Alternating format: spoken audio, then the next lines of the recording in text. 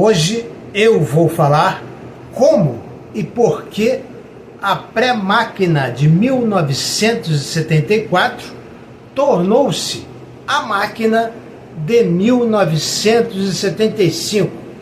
Qual foi o grande ídolo tricolor, o patrimônio do Fluminense, que talvez tenha sido o grande mentor intelectual desta máquina e que convenceu o juiz de direito, Dr. Francisco Horta, a ser presidente do Fluminense.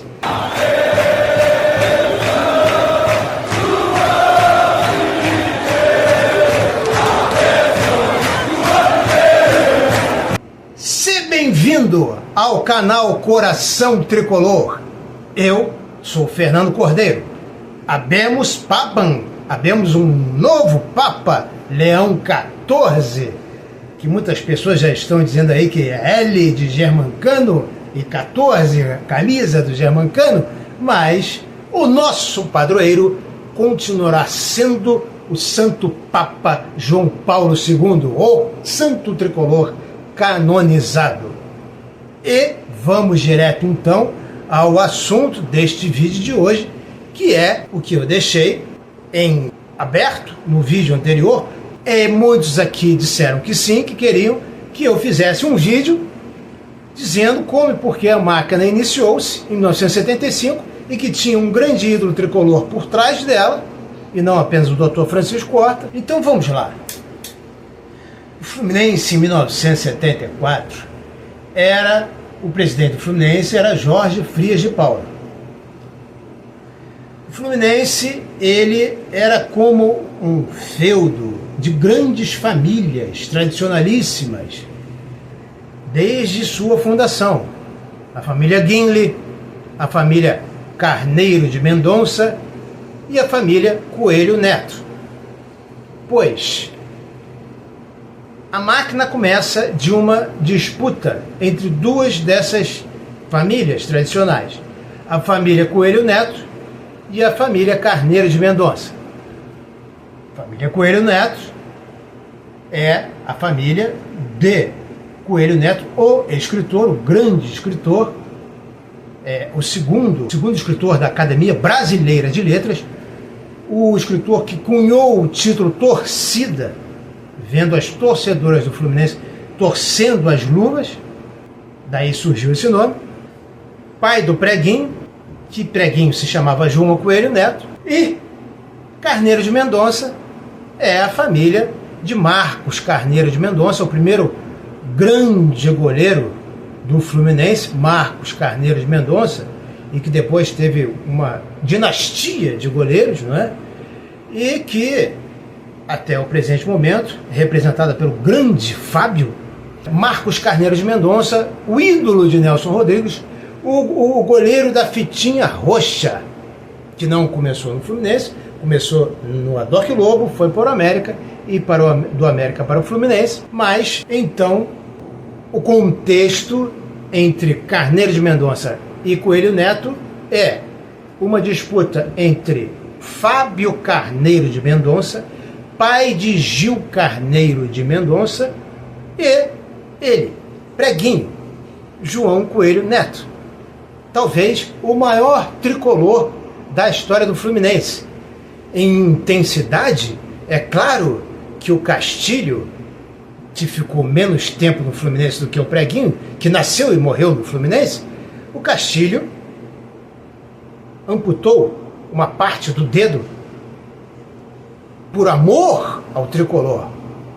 Os três maiores para mim são Preguinho, Castilho e esse que eu vou falar agora, Oswaldo Gomes. Eu vou deixar aqui um link para o vídeo onde eu falo do Oswaldo Gomes, tá?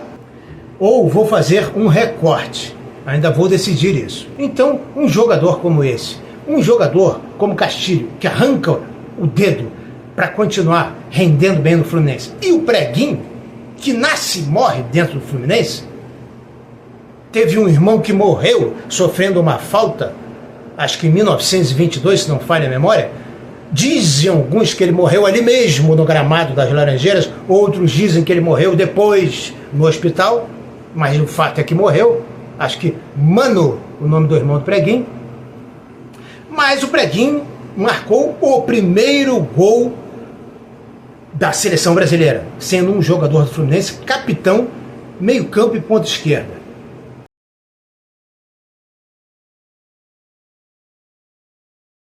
Então, os caras são sumidades, divindades tricolores. Como assim? Eu acho que outros não haverão. Ali dentro do futebol é difícil. Nós temos o Nelson Rodrigues, temos o Papa João Paulo II, mas ali dentro, que jogaram bola, acho difícil. A não ser que o Fábio jogue até os 80 anos. Aí pode ser. Bom, mas então vamos lá. O Fluminense, em 1974, estava com o Pires na mão. O juiz de direito, Francisco Horta, sócio do Fluminense, mas não sócio proprietário, de uma família tradicional do Fluminense, que frequentava o Fluminense. O Horta ia lá como sócio jogar tênis. O pai dele era um cardiologista, um médico conhecido, tradicionalmente conhecido no meio do Fluminense Futebol Clube, mas não tinha a tradição de um Guinle, de um Carneiro de Mendonça, de um Coelho Neto. Então o Horta era muito conhecido por um homem de decisões. E o Preguinho Coelho Neto formou um petit comitê com o Jorge Frias de Paula, então presidente do Fluminense, da pré-máquina, e que não conseguiu fazer com que essa máquina fosse bem azeitada ao ponto, já falei no meu vídeo anterior, o Flu de 74, a pré-máquina, que não deslanchou, enguiçou e, aliás, pela pontuação poderia ter sido rebaixado tranquilamente se houvesse rebaixamento na época. Então o Fluminense estava na pindaíba, com o Pires na mão. Eu costumo dizer o seguinte: a crise mundial do petróleo de 1973 afetou mais o Fluminense do que outros clubes, porque o Fluminense pagava em dia, do porteiro ao ponta esquerda, passando pelos esportes olímpicos ou amadores, religiosamente em dia. Era um clube super organizado, mantinha ainda a tradição depois de 25 anos de conquistar a Taça Olímpica em 1949. Em 1974 ainda mantinha. Então, devido talvez a essa crise mundial do petróleo, o Fluminense começou a ter que fazer o que outros clubes já faziam: pegar empréstimos com juros exorbitantes, parcelamentos que não terminavam nunca. Talvez por isso, minha teoria, tá? Em 1973, por exemplo, o Fluminense tirou o Manfrini do Palmeiras, cobriu a oferta do Palmeiras e tirou o Manfrini do Palmeiras. O Fluminense tinha olheiros, tinha esse negócio de scout, tinha olheiros competentes que chegaram e viram: então, tem lá um italiano lá, um tal de Manfrini, que come a bola em 4 jogos, fez 4 gols. Bom, não vamos pegar Ademir da Guia, que eles não vão deixar, não vamos pegar César Maluco, aí era a época para pegar o César Maluco, né? Não em 77. Não vamos pegar o Leivinha, que eles não vão pegar, vamos pegar esse cara. Ele come mesmo a bola? Come a bola. Aí o Fluminense trouxe o Manfrini. E o Manfrini, vou deixar aqui o link na descrição, tá? Do meu vídeo sobre Manfrini. Hoje eu não vou dar mole não, vou deixar link de tudo, tá bom? Todo vídeo que eu falar aqui eu vou deixar o link. E se eu esquecer de deixar o link de algum vídeo, cobrem-me. Então o Manfrini lá fala que o tio dele, Guimarães, que jogou no Tri 17, 18, 19 com o Marcos Carneiro de Mendonça, ele sempre dizia para o Manfrini: Manfrini, meu filho, vai jogar no Fluminense, é o clube mais organizado do mundo, é o clube mais organizado do Brasil, paga em dia, não tem conversa, é um ambiente maravilhoso. E o Manfrini sempre tinha na cabeça que ia jogar no Fluminense, por isso que o Manfrini era um tricolor ferrenho. Fato é, então, que o Fluminense estava com o Pires na mão em 1974 e fez uma campanha horrorosa com um time cheio de feras, que por um momento ou por outro, se vocês forem pesquisar, vocês vão ver quantas vezes o Félix não jogou, quantas vezes o Marco Antônio não jogou, tá? E por aí vai.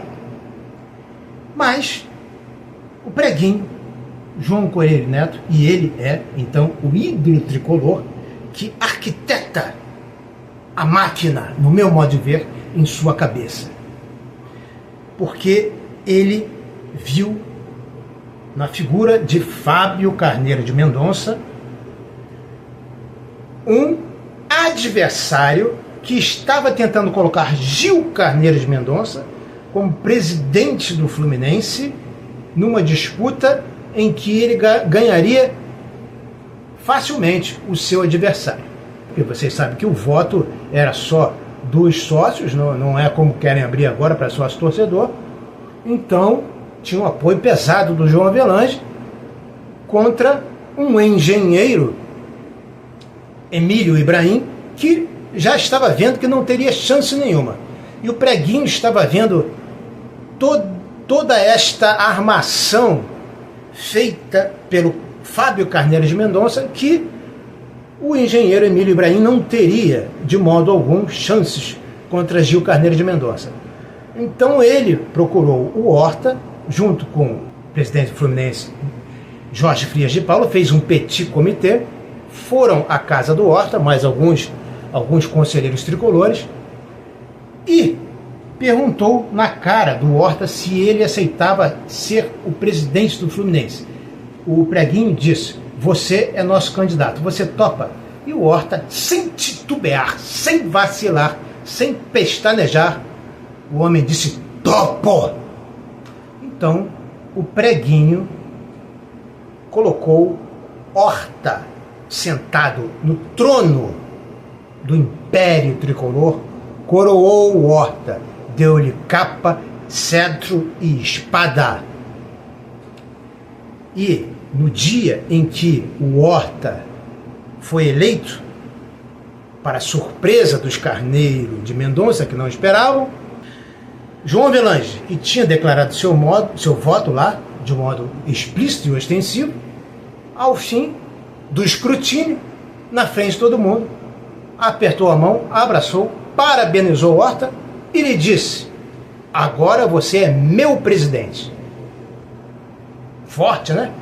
Bom, Horta no poder, já com aquelas ideias malucas todas dele, de imediato já veio na cabeça dele, vendo o que o Rivelino estava passando no Corinthians, 6 jogos suspensos, perdeu para o Palmeiras em 74, incendiaram o posto de gasolina do Rivelino. Em São Paulo o troço era mais cascudo no que diz respeito a cobrar.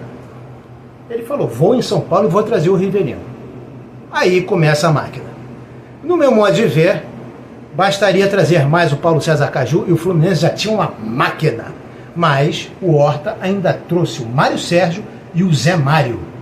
Bom, Preguinho, que colocou o Horta lá, estava vendo e viu a alegria da torcida do Fluminense com cânticos como é covardia, com Rivelino, Paulo César e companhia, e a faixa: presidente, compre que a torcida garante. O Fluminense batia recordes de público no Brasil inteiro e fazia partidas memoráveis aqui e lá fora, e contra times internacionais aqui, como em 1975 contra o Bayern de Munique, que resolveram fazer esse jogo tira-tema para ver quem era o melhor time do mundo. O Bayern de Munique não quis fazer uma final contra o campeão da Libertadores, que era o Independiente, não. Isso ficou para o Atlético de Madrid, porque o Bayern se recusou. O Bayern preferiu vir aqui no Maracanã jogar com o Fluminense. Base da seleção alemã com Sepp Maier, Gerd Müller, maior artilheiro de todas as Copas, até que Ronaldo Fenômeno surgisse, era o Gerd Müller. Beckenbauer, Rummenigge, todos esses caras. Rummenigge início de carreira, obviamente. Então o Fluminense venceu de 1-0. Aliás, um gol contra do Gerd Müller. Então você vê aí o Fluminense dando aquele show no Parque des Princes, ganhando, acho que se não me engano, de 3-1 da seleção europeia. Veja bem, os caras vão para lá, ganham de 3-1 da seleção europeia, dando um banho, um baile, ganham de todo mundo lá fora, ganham o torneio de Paris, ganham a Teresa Herrera. E isso interessava o Fluminense. O Fluminense não tinha muita paciência, por exemplo, liderados pela ideia do Rivelino, não é? Facilmente. Rivelino campeão da Copa de 70. O que o Rivelino queria? Queria vir para o Fluminense para ganhar a Taça Guanabara, que era importantíssima. Em São Paulo, o nego ficava maluco só de imaginar a Taça Guanabara, porque eles não tinham uma coisa igual, e o campeonato deles era o segundo melhor. O melhor era o Campeonato Carioca, melhor e mais valioso. E o Rivelino nunca tinha sido campeão estadual. Então ele, em 1975, vem aqui, faz o gol de falta na decisão da Taça Guanabara contra o América, aos 14 minutos do segundo tempo da prorrogação, devolvendo na mesma baliza, porque um ano antes, em 74, o América fez um gol de falta contra o Fluminense no início do jogo, na mesma baliza, e foi campeão por 1-0.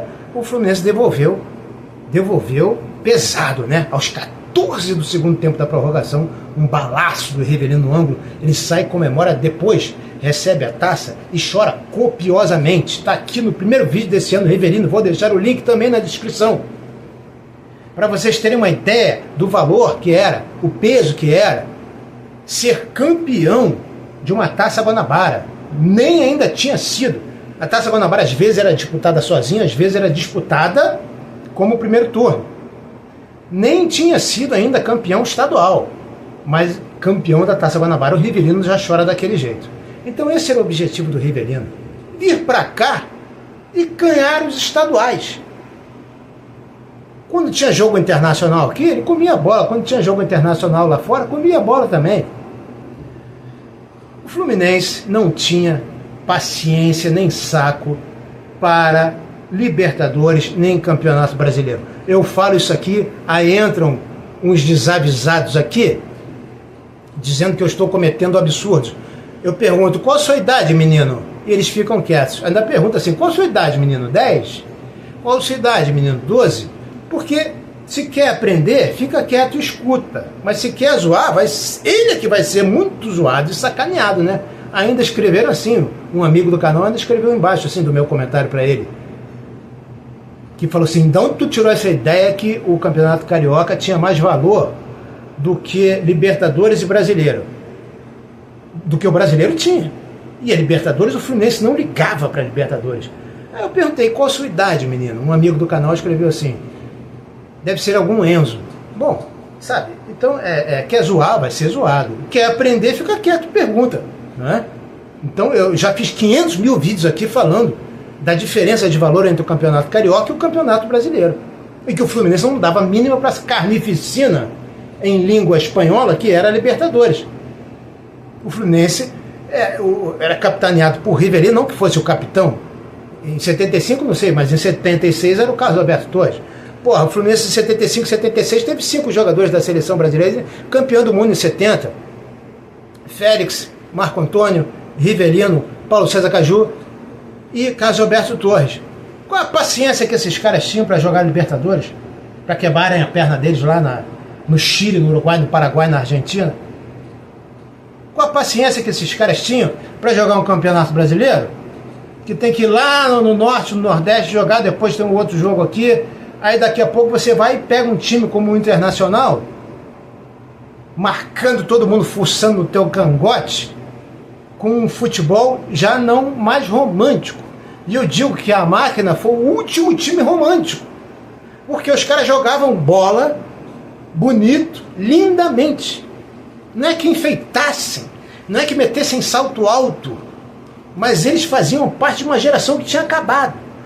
Se vocês forem ver, tirando o Marco Antônio, esses 5 são bem velhos, não é? Marco Antônio ainda era novo, mas Félix, Carlos Alberto Torres, Rivelino já tinha 30 anos quando chegou no Fluminense. Paulo César Caju não era velho, mas já tinha conquistado o que tinha conquistado. O lance dos caras era jogar bonito, jogar contra times bons. Não que o Internacional fosse ruim, mas o Internacional já vinha com aquele esquema não romântico, um esquema objetivo, que o Fluminense depois adotou com o time de Romerito, Washington e Assis. E o ataque do Internacional era composto por Valdomiro, Flávio, ex-Fluminense, e Lula, ex-Fluminense. Então, os caras conheciam Félix, Toninho, Silveira, Assis, Marco Antônio como a palma da mão deles. Antigamente tinha o treino reserva contra titular. Reserva contra titular não, ataque contra defesa. Quantas e quantas vezes o Lula cansou de passar pelo Toninho nesses jogos, nesses treinos? Então, e o Flávio? Né? Bom, mas fato é que antes do jogo contra o Internacional, os jogadores pediram que o presidente Horta aumentasse o valor da premiação, ou seja, do bicho. E o Horta ficou muito injuriado. Ele achou aquilo uma traição, porque eles estavam fechados, concentrados para ganhar aquele jogo, e os jogadores pediram uma reunião com o Didi, o próprio Horta, além do supervisor Domingo Bosco. E eles então, para a surpresa dos três, pediram que o bicho fosse maior para vencer o Internacional. Isso foi uma ducha de água fria no Horta, que ficou muito, muito injuriado. E depois de dizer a eles que iria sim aumentar, mas que eles deveriam ter falado isso em outra hora, que aquilo não era momento, ele virou para o Didi e falou: vou mandar todo mundo embora, menos o Rivelino. Bom, o próprio Didi ficou muito decepcionado com a atuação do Rivelino nesse jogo contra o Internacional, 2-0 aqui em pleno Maracanã, em 1975, porque achou que o Rivelino não se esforçou como devia e como podia. Então, foi o fim da máquina de 1975, e o Horta, depois, reunido com o supervisor Domingo Bosco, Didi, os três estavam se lamentando, mas o Horta pensou o seguinte: vou abrir um champanhe. Aí as pessoas ficando assim, por quê? Porque eu estou pensando em 76, 75 já é passado. Se você gostou deste vídeo, peço que se inscreva no canal e dê o like. Se você já é inscrito no canal, dê o like, porque o like é que mantém as visualizações constantes do vídeo. Se de repente vocês estão assistindo e param de dar o like, o YouTube para de mostrar o meu vídeo. Eu peço que vocês também colaborem com o fortalecimento e o crescimento do canal, com os seus comentários precisos e preciosos, que sempre completam as lacunas que eu deixo aqui. E considerem também tornarem-se membros do canal para ajudar o meu canal a crescer por apenas R$ 4,99 por mês. Ou dar um super like, que é o valeu demais. Se você gostou tanto do vídeo que você quer dar um like 2, 3 vezes, não há necessidade. É só apertar aqui o coraçãozinho, que é o valeu demais, e você fortalece o canal com R$ 5. E eu fico eternamente grato pela sua ajuda.